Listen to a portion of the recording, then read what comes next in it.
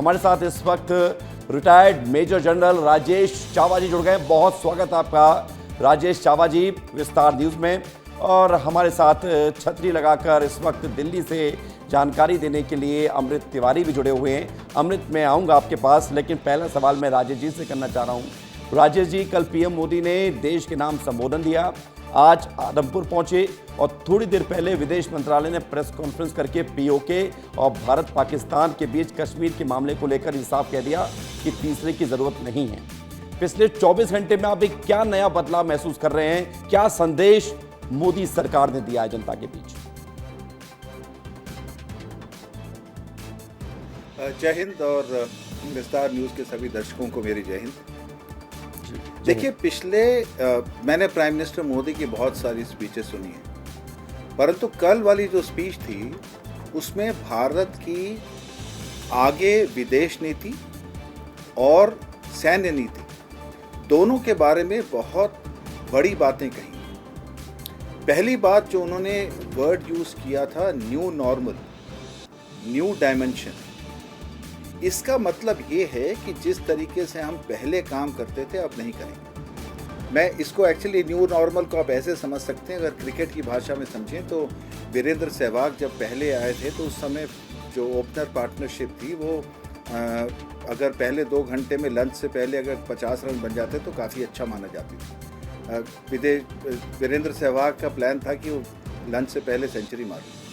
तो ये new normal है, नया तरीका, बिल्कुल सोच का नया तरीका, कार्य करने का नया तरीका। तो एक तो पहली वो बहुत बड़ी बात है जिसमें पूरी आपकी रणनीति और सैन्य नीति शामिल। तीसरा, उन्होंने 3 सूत्र आज भी उन्होंने रिपीट किया आदमपुर में, कल भी बोला था, और उन्होंने 3 सूत्र बोले, 3 प्रिंसिपल्स। पहला प्रिंसिपल उन्होंने बोला कि टेररिस्ट के खिलाफ अब ऑप सिंदूर की कार्रवाई होगी, जैसे हमने अभी की, अगला कोई भी टेररिस्ट एक्टिविटी पर। दूसरी बात उन्होंने कही कि हम न्यूक्लियर ब्लैकमेल नहीं सहेंगे। टेररिस्ट एक्टिविटीज न्यूक्लियर ब्लैकमेल के अम्ब्रेला में नहीं चल सकती। और तीसरी उन्होंने बहुत बड़ी बात की कि हम टेररिस्ट के आकाओं को और टेररिस्ट के इंफ्रास्ट्रक्चर को, वो कहीं भी हो, उसको हम टारगेट करेंगे, हम उसे एक्सेप्ट नहीं करेंगे। अब ये जो बातें कही हैं जी, इसका पूरा मतलब ही ये है कि हमारे ऑब्जेक्टिव, इमीडिएट ऑब्जेक्टिव भले ही हमें अचीव कर लिया, हमने हमारे इरादे थे उनके मिलिटेंट कैंप्स को डिस्ट्रॉय करना, उनके मिलिटेंट इंफ्रास्ट्रक्चर को डिस्ट्रॉय करना, वो हमने कर लिया, मगर हम इस चीज़ को कंटिन्यू रखेंगे। और अभी उन्होंने बोला कि पाकिस्तान से अगर बात होगी तो सिर्फ 2 ही चीज़ों के ऊपर होगी, या तो टेररिज्म के ऊपर होगी या पीओके के ऊपर होगी। और साथ में जो 3 उन्होंने बातें कही थी ना, talks and trade can not go together. बिल्कुल, टॉक्स एंड वाटर एंड पानी, या उन्होंने हिंदी वर्ड खून और पानी साथ नहीं बह सकता, ट्रेड और टेरर साथ नहीं हो सकता, और टेरर और टॉक साथ नहीं हो सकता।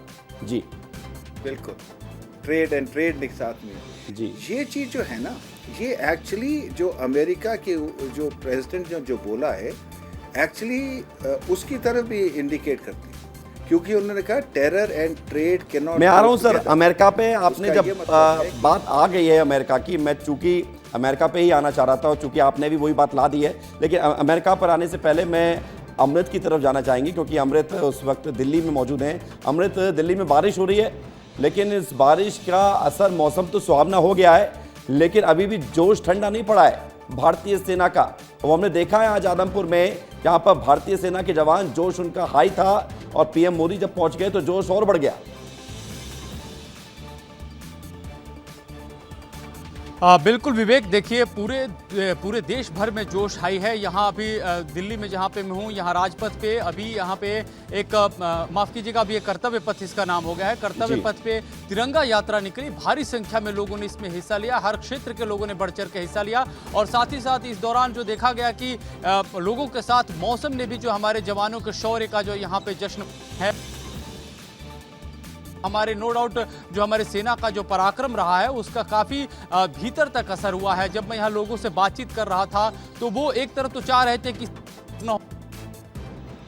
घटना हुई है तो जो छोटे बच्चे हैं उनमें जो देखा गया, उनमें एक नया जोश दिखाई दिया। उनमें से एक बच्चा कह रहा है मैं साइंटिस्ट बनना चाहता हूं, एक कह रहा है कि मैं ऐसी मिसाइल बनाना चाहता हूं ताकि न सिर्फ पाकिस्तान बल्कि चाइना को भी वो ध्वस्त करे। तो इस तरह के ख्याल जो बच्चों में आ रहे हैं, एक तरह से नर्चरिंग इस तरह से हमारी जो पीढ़ी की हो रही है। तो खासतौर पर जिस तरह से प्रधानमंत्री ने जो अपने भाषण में जिस बात कही, जिससे हमारे विशेषज्ञ जिसका जिक्र कर रहे थे, उनकी जिक्र जो है हर व्यक्ति कर रहा था कि ट्रेड और टॉक दोनों एक साथ नहीं चल सकते हैं। प्रधानमंत्री ने बहुत अच्छी बात कही है। साथ ही साथ लोग इस बात से बहुत ज्यादा मुतासिर हैं जो भारतीय सरकार और साथ ही साथ अभी विदेश मंत्रालय की जो प्रेस कॉन्फ्रेंस थी उसमें कहा गया कि सिर्फ और सिर्फ बात पाक ऑक्युपाइड कश्मीर की होगी और जो आतंकी पाकिस्तान में शरण लिए हुए उनको लेकर के होगी। यह भी स्पष्ट कर दिया गया है कि पाकिस्तान पीओके को खाली करे, क्योंकि पीओके जो है भारत का अभिन्न अंग है। तो यही बात जोश लाती है, क्योंकि लोग तरह तरह की बात जरूर कर रहे थे जब से सीज फायर हुआ, लेकिन उसके बाद जब हमने देखा है कि पिछले 24 घंटे में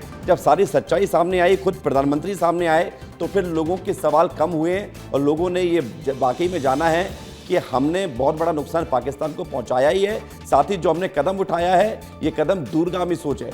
अमृत, मैं आपको ज़्यादा परेशान नहीं करूंगा, बहुत धन्यवाद, आप ख्याल रखिए क्योंकि बारिश हो रही है वहाँ पर, शुक्रिया आपका। लेकिन राजेश चावा जी, मैं आपसे एक सवाल और करना चाहता। अमेरिका का आपने जिक्र किया, अमेरिका के साथ साथ ये भी बताइए कि दुनिया के बाकी देश, तुर्की के एक्शन को भी नोट किया गया है, ये बात आज कही गई है MEA के द्वारा। क्या कदम होगा अगला भारत का? देखिए, तुर्की मैं तो एक्चुअली उसे बेचारा मानता हूँ, क्योंकि वो क्षणिक लाभ के लिए उसने एक बहुत दूरगामी गलती कर और एक ऐसे देश से उसने पंगा ले लिया है जिसकी यादाश्त बहुत दूर तक जाती है। तुर्की अर्दोगन के आने से पहले, जो उनके अभी प्रेसिडेंट हैं, उससे आने से पहले तुर्की भारत का बहुत अच्छा दोस्त होता, मगर तुर्की जो अर्दोगन जो प्राइम प्रेसिडेंट आए हैं, उनका जो पूरा मोटिव है वो इस्लामिक नेशन का लीडरशिप लेने का तुर्की, और उसके लिए उन्होंने पाकिस्तान को फाइनेंशियल सपोर्ट भी दी और मिलिट्री सपोर्ट भी दी, सिर्फ इसी के लिए।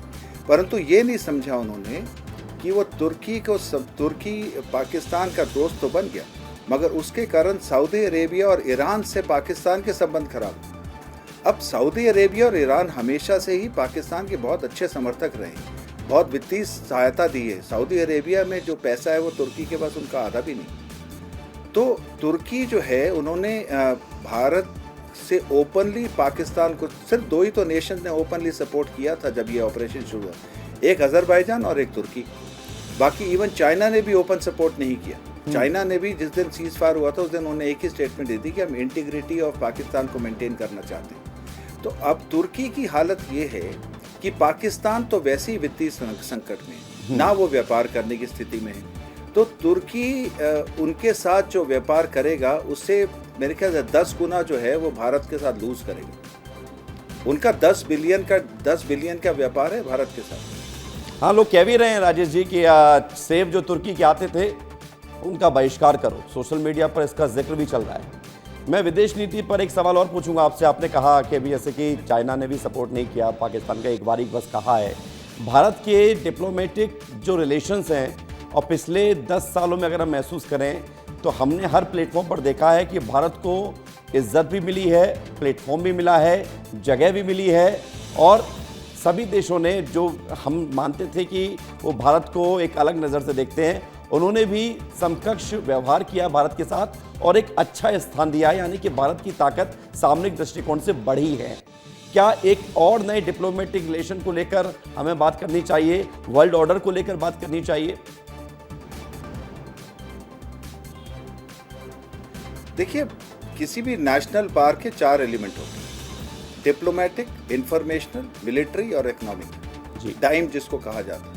उसमें जो भारत का डिप्लोमेटिक, स्पेशली जब से हमारे प्रेसिडेंट विदेश मंत्री जयशंकर जी आए हैं और नरेंद्र मोदी जी प्राइम मिनिस्टर बने हैं, उसके बाद से अगर आप देखें तो हमारे बोलने का तरीका ही बदल गया। आपको याद है 3-4 दिन ऑपरेशन से पहले, कुछ दिन पहले ही जयशंकर जी ने जब यूरोपियन यूनियन के विजिट करने के बाद उन्होंने ये कहा था, हमें फ्रेंड्स चाहिए, हमें प्रीचर्स नहीं चाहिए, हमें तुम बताओ नहीं, क्योंकि तुम्हारे दोगलो। अच्छा, उन्होंने तो बहुत सारे इंटरव्यू में पूरे यूरोपियन यूनियन और यूरोपियन कंट्रीज के दोगलेपन की बात बहुत क्लियरली कर दी। अब मुझे एक बात बताइए, अगर ये 26 निर्दोष लोग जो मारे गए कश्मीर में पहलगाम में जी, अगर यही लोग भारत के किसी और कोने में मारे गए होते और अगर ये किसी और धर्म के होते हिंदू के अलावा जी, और उनको चुन चुन के मारा गया होता, तो क्या विश्व की यही प्रतिक्रिया होती जो आज है उनकी?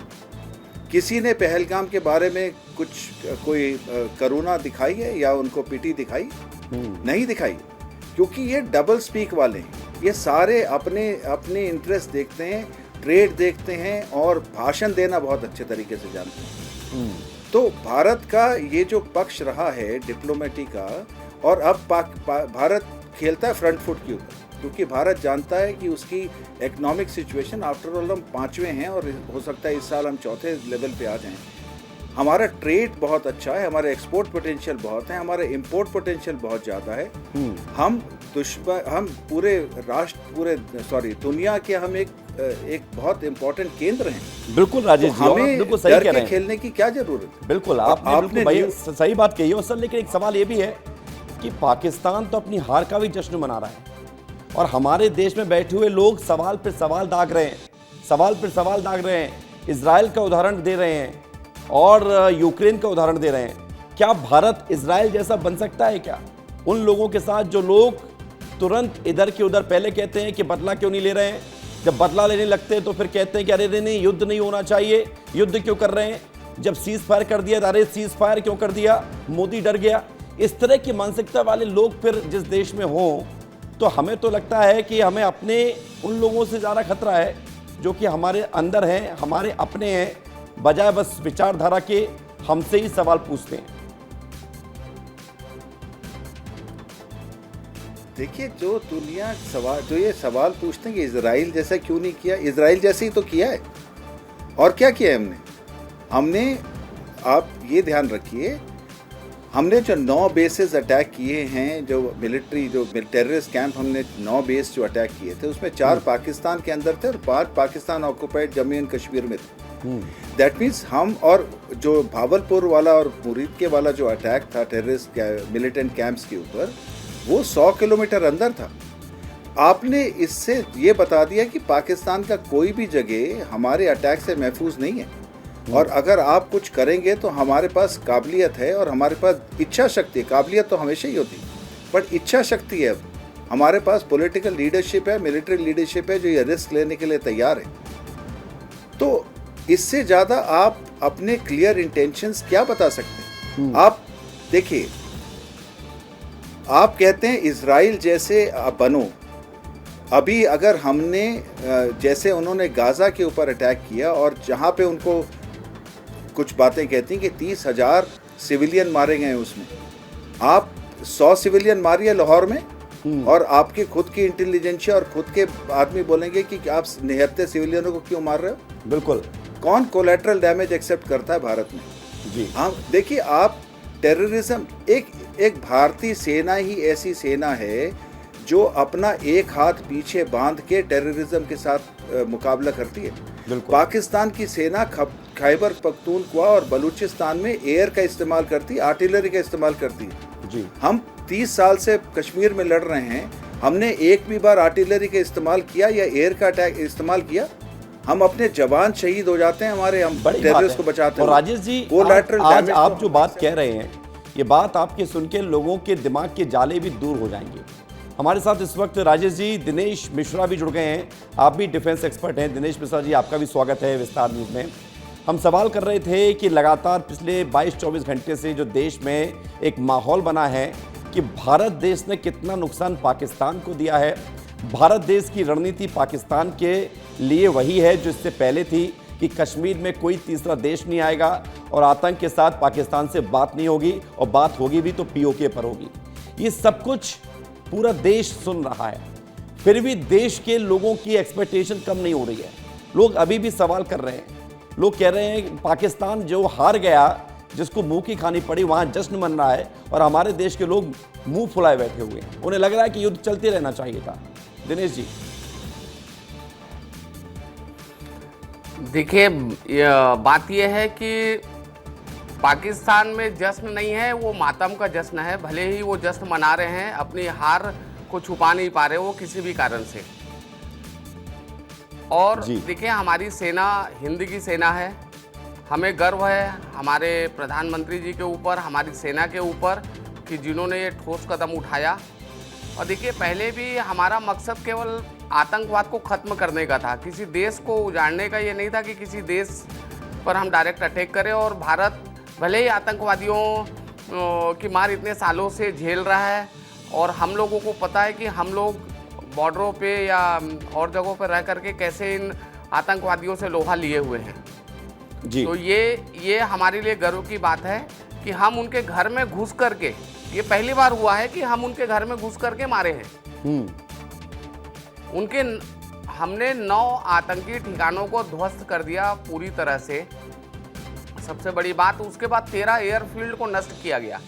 एक युद्ध जो होता है, ये युद्ध एक देश और दूसरे देश का युद्ध नहीं था कि भारत पाकिस्तान का युद्ध था। ये युद्ध, ये आतंकवाद के खिलाफ हमारी मुहिम थी जी। कि तुमने हमारे माँ बहनों का सिंदूर को उजाड़ा है और हम तुम्हें अब मिट्टी में मिला देंगे। ये हमारे प्रधानमंत्री जी का जो वक्तव्य आया था जी, इस वक्तव्य से ही चाहे वो आम नागरिक हो चाहे सेना हो, उस पर जोश भर गया था कि इस बार हम आतंकवाद का सफाया करेंगे जी। और हमारी लड़ाई किया भी 100 से ज्यादा आतंकी मारे गए। दिनेश जी, एक सवाल मैं आपसे और पूछता हूँ, आज पीएम मोदी आदमपुर पहुंचे, सैनिकों के बीच कितना बड़ी बात होती है, कितनी बड़ी बात होती है, उनका मनोबल कितना बढ़ता है कि जब देश के प्रधानमंत्री उनके बीच मौजूद हों और भारत माता की जय के जयकारों से पूरा फील्ड गूंज जाए, कितना बड़ा इंपैक्ट पड़ता है? सर, ये हम लोगों के लिए बहुत गर्व की बात होती है कि हमारे देश के प्रधानमंत्री हम जवानों के बीच जब पहुंचते हैं तो हमारी जो इच्छा शक्ति, जो हम लोगों का जोश होता है, वो सातवें आसमान पर रहता है। क्योंकि देश का प्रधानमंत्री, देखिए, कल डीजीएमओ की मीटिंग हुई और आज हमारे प्रधानमंत्री जी ने अपने हर कार्यक्रम को छोड़ करके देश के सैनिकों के बीच पहुंचे। ये बहुत बड़ी बात है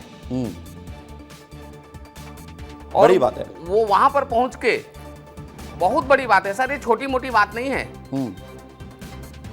कि देश के सैनिकों का मनोबल को हाई रखने के लिए हमारे प्रधानमंत्री जी हर अपनी मीटिंग्स, हर अपने बिल्कुल सारे जो है व्यस्तता के बीच भी वो लगातार सैनिकों के बीच जा रहे हैं, ये बड़ी बात है। एक सवाल और मैं राजेश जी आपसे करूंगा, चूंकि समय इजाजत नहीं दे रहा आगे, लेकिन सवाल ये है कि अभी भी लेकिन भारत अलर्ट है। कल भी सीसीएस की एक मीटिंग बुलाई गई है दिल्ली में, आज भी मीटिंग हुई थी रक्षा मंत्री के साथ, लगातार बैठकों का दौर जारी है। और एक बात जो बार बार कही गई है पीएम मोदी की तरफ से भी और सेना की तरफ से भी कि ऑपरेशन सिंदूर जारी है, कुछ देर के लिए स्थगित किया गया है। इसका मैसेज क्या है, इसे डिकोड कीजिए प्लीज। देखिए, इससे पहले मैं एक चीज और बताऊंगा जी। कोई भी ऑपरेशन एक किसी ऑब्जेक्टिव के लिए किया जाता है। सबसे पहली बात जो होती है, आपका मकसद क्या है जी। ये पूरे ऑपरेशन सिंदूर का मकसद था पहलगाम में जो हमारे किलिंग्स हुई थी हमारे निर्दोष लोगों की, उसका बदला लेना। और वो बदला किससे लेना था? टेररिस्ट कैंप से और टेररिस्ट से जिन्होंने ये ऑपरेशन किया। उसके लिए हमने उनके मेजर हेडक्वार्टर्स को बर्बाद किया। हमारा ऑब्जेक्टिव लिमिटेड था, हमारा ऑब्जेक्टिव ऑल आउट वॉर का नहीं था। हमने पहले दिन से ही कहा है कि हमारा रिस्पांस सटीक होगा, प्रोपोर्शनल होगा और वही होगा जिसको हम अटैक करना चाहते हैं। हर बार हमने यही स्टेटमेंट दी है। हमारा ऑब्जेक्टिव जो था हमने अचीव कर लिया, उसमें तो कोई शक नहीं है, किसी को भी शक नहीं होना चाहिए कि जो ऑब्जेक्टिव हमने ले डाउन किया था अपनी सेना के लिए वो हमने अचीव कर लिया। अब लोग रोएं या लोग बातें करें कि ये नहीं किया, पीओके नहीं ले लिया आपने। हमारा पीओके लेने का कोई मकसद था ही नहीं जी। उसके लिए अलग रणनीति बनती है। हमें पीओके क्यों लें? हम पाकिस्तान के अंदर इतने ज्यादा खुद के डिफरेंसेस हैं कि हम उनको वैसे ही तोड़ देंगे, 2-4 साल को वैसे ही टूट जाएगा। बिल्कुल टूट जाएगा। और आपने बहुत सही बात कही है, आपने एक मैसेज बहुत साफ दिया है सर कि लोग रोएं या फिर कुछ और कहें, लेकिन जो हमारा मकसद था उसे हमने पूरा कर लिया और यही हर भारतीय को समझना भी चाहिए। बहुत शुक्रिया, बहुत धन्यवाद आपका हमारे साथ जुड़ने के लिए राजेश चावा जी और दिनेश मिश्रा जी, बहुत बहुत शुक्रिया आपका, आप हमारे साथ जुड़े।